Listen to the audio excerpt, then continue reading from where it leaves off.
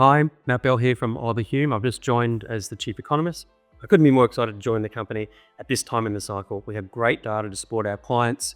We are excited about the outlook for 2025, and we are continuing to get our clients the best data and the best insights in the market.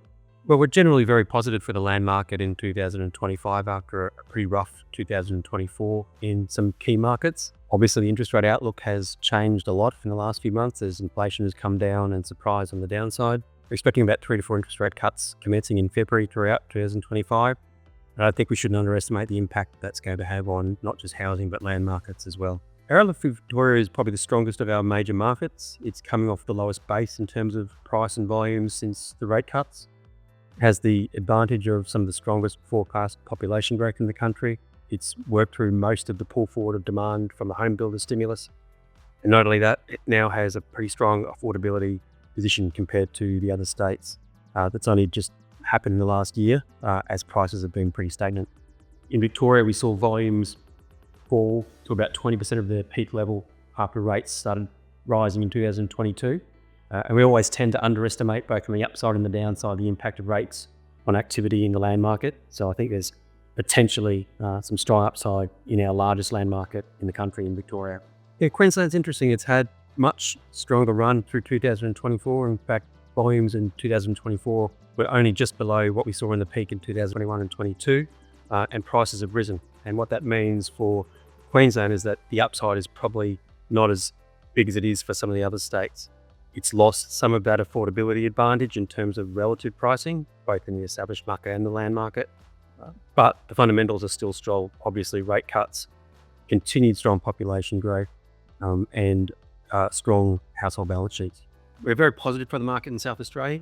Again, like Queensland, its affordability advantage has eroded somewhat, not disappeared. It still is the cheapest of our major land markets that we cover.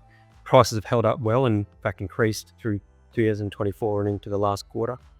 Sales volumes have recovered somewhat after the downturn, and the macroeconomic position is relatively strong.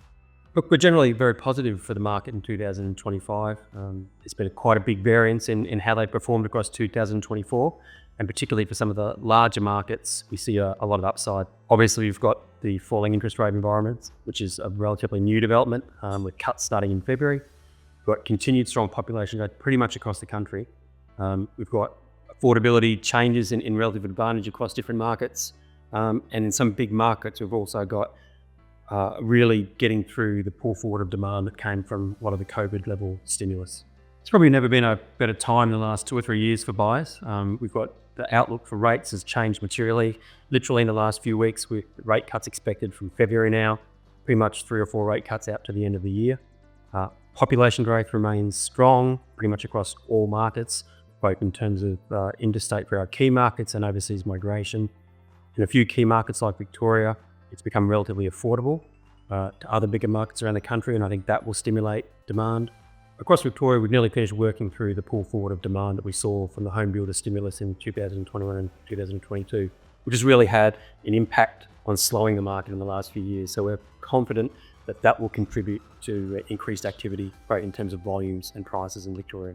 We're generally very positive on the land market for 2025, both in terms of sales volumes and price growth at a national level. It will vary by markets across the country depending on where they are in the cycle, but particularly for our biggest land market in the country of Victoria, we expect to see strong volume growth and strong price growth based on the outlook for rates, continued strong population growth, improved affordability compared to other markets around the country, and a work through the existing stock that's been in the market for a while. We're very positive also on our other major markets of Southeast Queensland and Adelaide. They perform better than some of the other markets in 2024, but still have the same key drivers affecting those markets in 2025. A strong interest rate outlook, continued strong population growth, and probably stronger macroeconomic environments. The real difference in outlook over the last few months has been the change in interest rate environment. We expect rate cuts now from February instead of May or middle of the year. We expect 3 to 4 rate cuts throughout the year. We think that's going to drive markets. We shouldn't underestimate the impact interest rates will have on land markets. They had a very strong impact on the way down, and we always underestimate the recovery on the way up. We've just released our QMI quarterly market insights for the December quarter.